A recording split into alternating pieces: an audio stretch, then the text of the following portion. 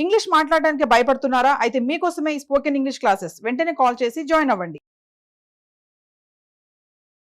Hello Andy, I'm Anita and I'm here with you all to tell you all another concept in English. ఇంగ్లీష్లో ఇవి విన్నారా అండి? Have been, has bin, ఇవి ఎలా use చేయాలి, దీన్ని యూస్ చేసి సెంటెన్సెస్ ఎలా ఫామ్ చేయాలి, వాటి మీనింగ్ ఏంటి అని ఈరోజు మనం తెలుసుకుందాం. వన్ బేసిక్ యూసేజ్ ఆల్మోస్ట్ మనకందరికీ తెలిసింది ఏంటంటే హ్యావ్ బిన్, హ్యాస్ బిన్ అని యూస్ చేస్తూ ఐఎన్జీ ఫామ్ యూస్ చేస్తాం. అది ప్రెసెంట్ పర్ఫెక్ట్ కంటిన్యూస్ టెన్స్ అని చెప్పి మనం నేర్చుకొని ఉంటాం. ఆల్మోస్ట్ చాలా మందికి తెలుసు ఇది. నేను ఈ యూసేజ్ చెప్పినప్పుడు చాలా మందికి వస్తున్న డౌట్ ఏంటంటే ఐఎన్జీ ఫామ్ యూజ్ చేయాలండి అని చెప్పుంటాం, అవునా? Have been, has been use చేసి ఐఎన్జీ ఫామ్ యూజ్ చేయాలి అన్నది రూల్, అవును కదా?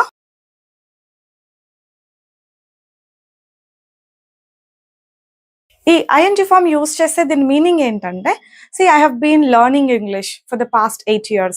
She has been waiting for me for 1 hour. They have been practising English for 1 hour.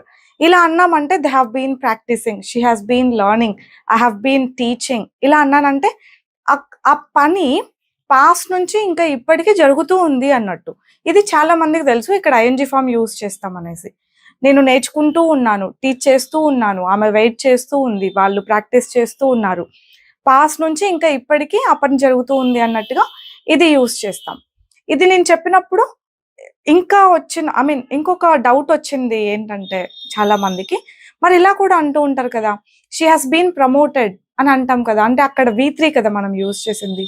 అప్పుడు దాని మీనింగ్ ఏంటి? ఐఎన్జీ ఫామ్ యూజ్ చేస్తే దీనికి దానికి V3 పెట్టినప్పటికీ డిఫరెన్స్ ఏంటి అన్నది డౌట్ అనమాట. షీ హాస్ బీన్ ప్రాక్టీసింగ్ అంటే ఏంటి, షీ హాస్ బీన్ ప్రమోటెడ్ అంటే ఏంటి? అక్కడ ఐఎన్జీ ఫామ్ ఎందుకు యూజ్ చేసాం, ఇక్కడ V3 ఫామ్ ఎందుకు యూజ్ చేసాం? I have been practising, I have been teaching అంటే ఏంటి? I have been promoted, I have been selected. ఇలా V3 ఫామ్ యూజ్ చేస్తూ ఉంటాం కదా. మరి అప్పుడు ఆ సెంటెన్సెస్కి ఈ సెంటెన్సెస్కి డిఫరెన్స్ ఏంటి అని చాలా మందికి ఉన్న డౌట్ అనమాట. ఒక 10 minutes ఇన్వెస్ట్ చేయండి, నేను క్లారిఫై చేస్తాను. ఇప్పుడు ఫస్ట్ అయితే ఈ ఐఎన్జీ ఫామ్ యూజ్ చేసినప్పుడు ఆ సెంటెన్స్ కు ఉన్న మీనింగ్ బాగా అర్థం చేసుకోండి, ఓకేనా?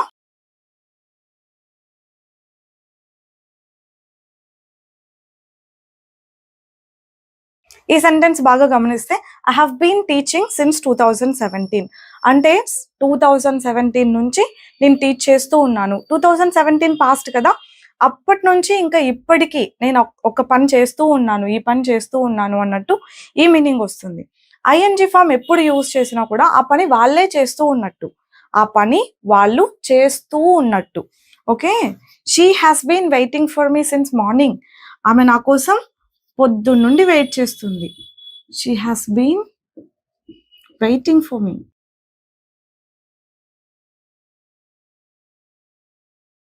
ఆమె నా కోసం పొద్దున్న నుంచి వెయిట్ చేస్తూ ఉంది అన్నట్టు కదా. పొద్దున అంటే పాస్ట్, అప్పటి నుండి ఇంకా ఇప్పటికీ ఈ పని జరుగుతూ ఉన్నట్టు అన్నట్టు చెప్పడం మర్చిపోయా. మీకు ప్రొనౌన్ కాంబినేషన్స్ తెలుసు కదా, హ్యావ్ బీన్ తో ఏ ప్రొనౌన్స్ వాడాలి, హ్యాస్ బీన్ తో ఏ ప్రొనౌన్స్ వాడాలి అని. ఐ, వి, యు, దే ఈ ప్రొనౌన్స్ వచ్చినప్పుడు హ్యావ్ బీన్ యూజ్ చేయాలి. షీ, హీ, ఇట్ వచ్చినప్పుడు హ్యాస్ బీన్ యూజ్ చేయాలి. వర్బ్ ఐఎన్జీ ఫామ్ లో ఉండాలి, ఇది మస్ట్ అన్నమాట. ఇక్కడ మనం ఎప్పుడు I have been, you have been, you, they have been ఇట్లా ప్రొనౌన్స్ పెట్టి యూజ్ చేయం. ఒక్కొక్కసారి మనం పేర్లు కూడా పెడుతూ ఉంటాం.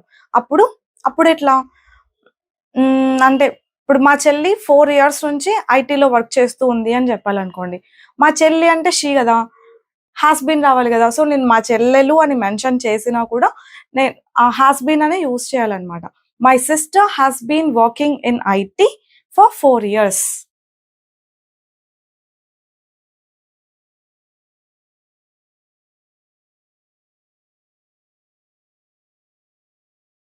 మా చెల్లి 4 years నుంచి ఐటీలో వర్క్ చేస్తూ ఉంది అని అంటే తిను వర్క్ చేయడం స్టార్ట్ చేసి, అంటే ఎప్పుడో పాస్ట్ లో స్టార్ట్ చేసింది, ఇంకా వర్క్ చేస్తూనే ఉంది.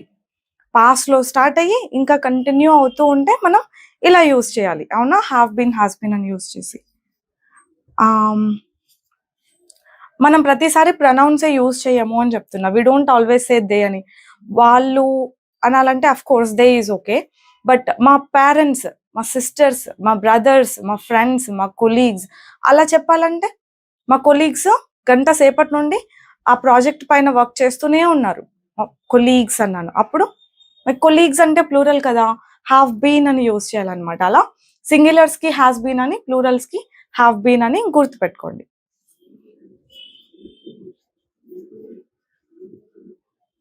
ఇది కూడా ఇంపార్టెంటే, ప్రతిసారి మనం ప్రొనౌన్సే యూజ్ చేయం, నేమ్స్ కూడా పెడుతూ ఉంటాం. రమ, గీత ఇలాంటి పేర్లు పెట్టినప్పుడు కూడా రమ పొద్దున్నుండి వంట చేస్తూనే ఉంది, పొద్దున్నుంచి వంట చేస్తూనే ఉంది. అప్పుడు Rama has been cooking since morning అంటే పొద్దున్నుంచి రమ వంట చేస్తూనే ఉంది. Are you observing that we are using ING forms here? ING form use చేస్తున్నాం.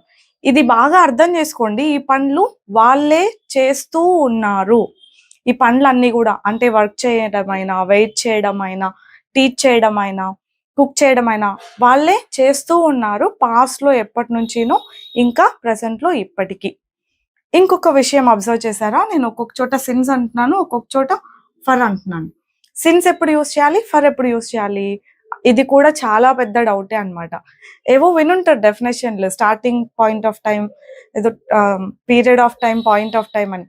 అట్లాంటివి వర్కౌట్ అవ్వవు, కానీ నేను ఇది క్లియర్గా చెప్తాను, ఎప్పుడెప్పుడు సిన్స్ ఎప్పుడెప్పుడు ఫర్ అని నెక్స్ట్ క్లాస్లో చెప్తాను. ఇప్పుడైతే ఐఎన్జీ ఫామ్ ఎప్పుడు, తర్వాత ఈ హ్యావ్ బిన్, హాస్ బిన్ తర్వాత V3 కూడా యూస్ చేస్తూ ఉంటాం కదా, అది ఎప్పుడు. ఇది ఒక్కటి క్లారిటీ వస్తే చాలు మీకు ఈ రోజుకి, ఈ పూటకి, ఈ వీడియోకి అట్లీస్ట్. ఇప్పుడు ఐఎన్జీ ఫామ్ ఎప్పుడు యూస్ చేయాలో అర్థమైందా? ఒక పని ఎప్పటి నుంచో ఇంకా ఇప్పటికీ చేస్తూ ఉంటే, వాళ్ళే చేస్తూ ఉంటే మనం ఐఎన్జీ ఫామ్ యూస్ చేస్తాం. ఇప్పుడు ప్రాక్టికల్గా ఆలోచిస్తే మనం ఆర్డర్ చేస్తూ ఉంటామా వెబ్సైట్లలో.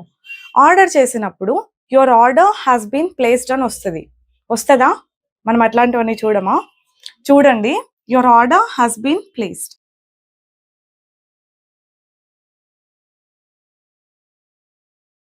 ఇక్కడ హ్యాస్ బీన్ తర్వాత ఉన్న వర్బ్ V3. దీన్ని గ్రామాటికల్ గా చూసుకుంటే పాసివ్ వాయిస్ అని అంటారు. ఇక్కడ మనం చేసే పనులు కాకుండా ఆ పని చేయబడింది అని చెప్పాల్సి వచ్చినప్పుడు మనం have been, has been use చేసి V3 పెడతాం. ఎట్లా? ఒక పని మనం చేసామని కాదు, ఇక్కడ ఈ పనులన్నీ మనమే చేస్తూ ఉన్నాం, కానీ have been, has been use చేసి V3 పెట్టాము అని అంటే ఆ పని చేయబడింది అని అర్థం. ఇక్కడ దీని అర్థం మీ ఆర్డర్ ప్లేస్ చేయబడింది.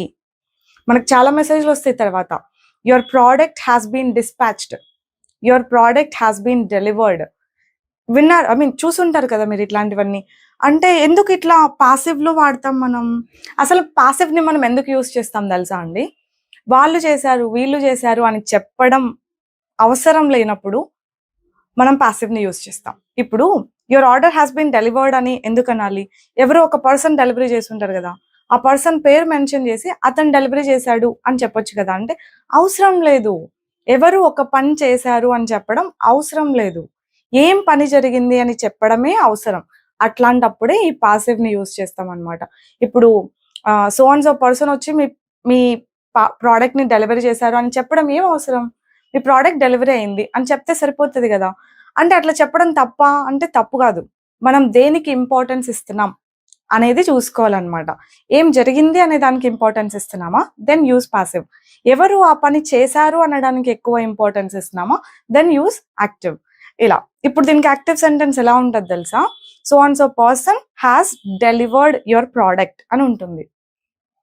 ఆ పర్సన్ ఎవరు మనం తెలుసుకోవాల్సిన అవసరం లేదు కదా, అందుకనే వాళ్ళు ఇలా పంపుతారనమాట, your order has been delivered అని చెప్పి. Your payment has been received అని మేము మామూలుగా మెసేజ్ చేస్తూ ఉంటాం. Your payment has been received, ఇది బాగా గమనించండి.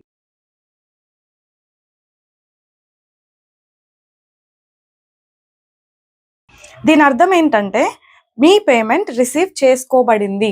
ఎవరు రిసీవ్ చేసుకున్నారు అని ఇక్కడ ఈ కాన్సెప్ట్ లో అవసరం లేదనమాట. ఎవరు రిసీవ్ చేసుకున్నారు అని, ఎవరు చేసుకొని ఉంటారు? నేనే చేసుకొని ఉంటా, లేదంటే అడ్మిన్ చేసుకొని ఉంటారు, ఆర్ ఎవరో ఒకరు రిసీవ్ చేసుకొని ఉంటారు. అట్లా మేము రిసీవ్ చేసుకున్నాం, అతను రిసీవ్ చేసుకున్నాడు అని చెప్పక్కర్లేదు, మీ పేమెంట్ రిసీవ్ అయింది. So your payment has been received. ఇలా ఉంటుందన్నమాట పాసివ్. అసలు ఫస్ట్ ఎందుకు వాడతాము పాసివ్ అన్నది క్లియర్ గా అర్థం చేసుకుంటే తర్వాత సెంటెన్సెస్ ఈజీగా అర్థం అవుతాయి. ఎందుకు వాడతామండి? ఎవరు చేశారు అనేది అవసరం లేకుండా ఏం జరిగింది అన్నది మనం చెప్పాలనుకున్నప్పుడు మనం పాసివ్ వాడతాం. ఇంకొక ఎగ్జాంపుల్ చూడండి. You have been added to our group అని నేను మీకు మెసేజ్ చేస్తాం. మా సైడ్ నుంచి మీకు ఈ మెసేజ్ వస్తుంది, you have been added to our group.